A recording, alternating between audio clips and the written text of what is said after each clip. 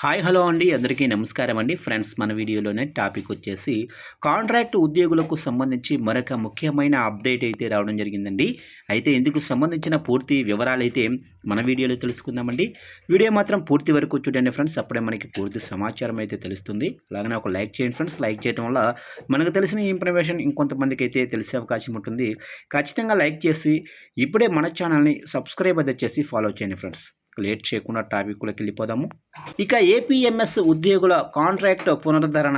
ఇక AP model school అంటే APMS contract ఉద్యోగుల కాంట్రాక్టును పునరుద్ధరించారు.